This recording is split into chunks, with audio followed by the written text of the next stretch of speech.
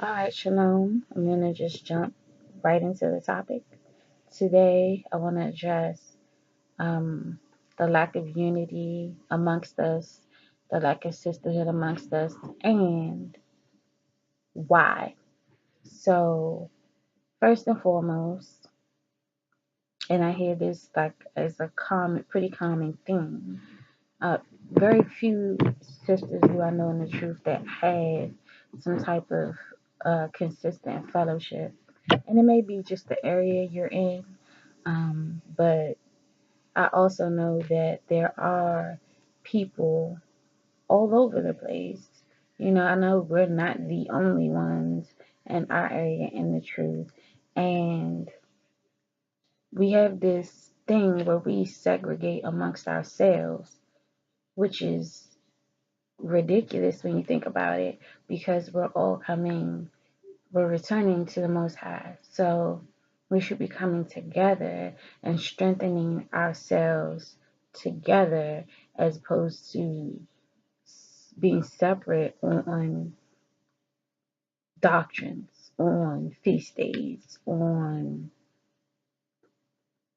what else? Teachings, on uh, Old Testament, New Testament, like all of these things. We're separated. We're separating ourselves, and this is the first stumbling block um, that's causing us not to move forward. The second thing that I know, and it's really a spiritual thing that's manifesting itself in the physical realm, and that is bondage. A lot of people in the truth are still under some type of bondage, whether it be generational curses, whether it be deliverance or lack of deliverance from some type of entanglement that you're in or what have you. There's a lot of pride that stems from puffed upness, that stems from comparing yourself to someone else. Um, and that goes back to you not being secure in yourself. This is insecurities. And where do insecurities come from? Like, it's all these things have a root cause. And we have to dig deep and get to that root cause and deal with that before there'll be any lasting change. If we can't get to that root cause of the issue, then nothing will change. You may try to push on, but it won't be a lasting uh, transformation because that root cause is still there, and the enemy will play on that and continue to keep you kind of in a loop. You'll be in a loop. So insecurities, that's a big thing. I honestly believe pride comes from insecurity, because what reason do you have to compare yourself to someone else? In addition to that, it's not just the comparison of, oh, this person does this way, I do this way, or this person has this experience and my experience is this. But it's in comparison, and like you want to look down on someone, and you're trying to elevate yourself above someone else. Sound like Lucifer to me, when he tried to elevate himself above the Most High. Come on. Like, deal with the root cause of these things and attack those spirits and get them off of you, so we can move the kingdom forward. So, it's a lot of pride and comparison, and, I know camps do it, but individuals do it too. I've seen it firsthand, so I know. Um, you have jealousy and you have envy. You looking at what this other person has going on, and you coveting what they have or what their situation may be. And that's ridiculous because, first and foremost, you have your own purpose. Okay, you were created with a specific purpose, and that's for you to execute. So, why are you going to be so worried about what somebody else is doing, what their assignment is, how their walk is? Worry about yourself and perfecting yourself. Worry about persevering and enduring in this truth, and get your eyes off of other people. Your mind isn't on the Most High because your eyes are on other people. And this, we can say, oh, that's not the case, that's not what it is. But if you look at somebody and you see them, they may say something, oh, I don't like her. I don't like how she talks. I don't like how she presented herself. Well, I don't like the way she said that. I don't like her attitude, but you don't know this person. You're hating somebody for a no reason, for some unknown cause. But we really know what the cause is: a spirit of dissension on you, and you need to repent and turn away from it. And if it's something deep down from that, if it stems from you being insecure, not feeling good enough, or if you have a greed issue and you feel like you want more, you're in the flesh. In all things, learn to be content. Okay, we have to come up out of this for real.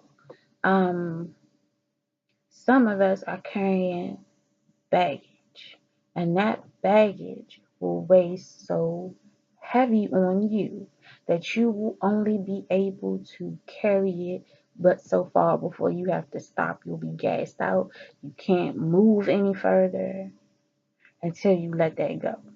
And this can stem from childhood or any type of outside circumstances that may have happened. It could be mistreatment, it could be abandonment, it could be abuse, it could be rape, it could be um, some type of molestation, incest, something like that. It could be uh, lack of support. It could be um, a lack of training. And when I say training, I'm talking about as you were coming up. And I know a lot of people go through that. You don't have anybody to really show you the way. You might have had parents, but they weren't in the truth. And they also didn't give you what you really needed to succeed in the life you were given. And I'm not talking about financial, I'm talking about real wealth. I'm talking about spiritually. Okay? They didn't build you up, train you up the way you needed to be trained. And so you're out here getting bits and pieces, whatever you can. I was kind of in the same situation. I was, I had a piece of truth here and a piece of truth here and a piece of truth here, always seeking, always seeking, always seeking. But you know what? The Most High says, seeking you shall find. Okay, knocking, the door will be open. So you have to keep seeking, but don't let the burden of having to go through that because you see somebody else didn't have to go through that, and it seems so much easier for them that they didn't have to pull and scrape and struggle. Don't focus. You focused on the wrong thing. Okay, because the fact that you went through whatever it is you went through and you came out, that is where your character shifted. That is where you became strong in spite of the circumstance and whatever was going on. That's where you can attest to the strength of the Most High keeping you alive still while you were weak. So these are the things we have to speak to. We focus on the wrong things, but the world and our flesh conditions us to focus on these things, and these are the things that have us bound, and these are the things that prevent us from being spiritually great. Okay. In the New Testament, when Yeshua said, "And greater things shall ye do, because I go to the Father." Look, we're not getting to those greater things because we haven't allowed ourselves to be elevated. Don't think the Most High don't want to elevate you, and don't take on your own uh, thought, your own concept of what elevation is. It's not what you think it is. Maybe it might be. You might be spiritually in tune and have an idea of where you're supposed to go, but it probably won't be what you think it is. But it is an elevation, and with those elevations, and I was talking to my sister last night, my sister in the faith, will come attacks. If you at your core are spiritually weak, you have to have, and I'm talking about, it could be a moment of weakness or you just foundationally weak, either or. You have to have somebody else praying and warm for you in the spirit for you to withstand those attacks, or you will succumb to them. You will be drawn in. And if you step out of bounds, outside of your covering, outside of the parameters of the Most High, there are consequences for that. All right? So, of course, daily, and I say daily, throughout the day, it should be something you push towards. Even if it's just more, praying more than once a day, even if it's just reading a chapter a day. Push towards some, even if it's doing something beneficial for your house or for our people. Do something every day to push yourself beyond the point where you are. Okay, so we have that.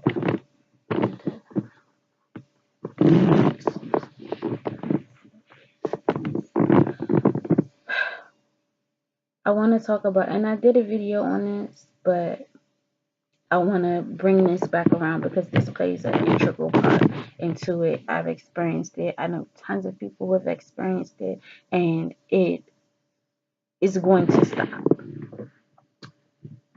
This fake love we have in so-called Israel for each other.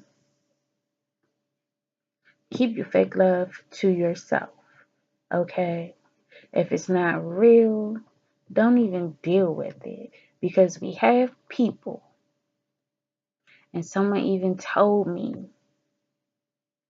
that the Most High, and the Most High put it in my spirit too, we on one accord about this, that it's people going to try to come against you. And this isn't nothing new, but it's just the fact that, okay, you see it too? Okay, yeah, we're on the same page. People, so-called people in the truth, of course, anybody outside the truth, they have the potential to come against you. I won't say everybody will, because we know that in scripture there will be those who sojourn with us into the kingdom. So it's not everybody, but understand that majority, okay, are going to be a part of that equation. So this fake love that's going on, if you don't really care for that person, if you don't really love that person, and we're not talking about like, because we'll get to like in a second, but the scripture says to love. What is love? Take it to the scriptures, okay? If you have problems uh, demonstrating the fruits of the spirit when you're dealing with this person, it's you. It's not them. It's you, okay? Because no matter what situation you're in, okay, you have the ability to overcome whatever it is. We don't realize how lit we are. Let your light so shine before men. That's scripture. It's a light inside of you. You're lit, okay? So If you have something shining inside of you that will light up the darkness, but you have darkness within yourself, you're dim. You're not shining like you think you do. Okay? And if you have an issue, if something actually happened, then you're supposed to go to that person and y'all deal with it between each other. If they don't hear you, you take two witnesses and try to deal with it like that. And the scripture tells us how to go about these things, but that's not what we're doing. We're out here acting like, dare I say, Christians, backbiting, talking, gossiping. Are you in the truth or not? Are you delivered from that spirit of Christianity or not? These are the things we need to ask ourselves. Because some of you are spiritually barren. There are things that should be growing, cultivating inside of you, things that you should be about to bring forth, deliver to the people, but you're spiritually barren because you won't allow these strongholds to be broken. You think you got it covered and you taking care of it. I'm telling you, you're not. I can feel it in my spirit. I don't even know who specifically it is, but it's time to break that up. It's time to break that up. And I'm praying on your behalf. Pray on your own behalf and take care of it. Get delivered. Get lifted truly. Okay? Stop being dim internally. Let the light shine from within you.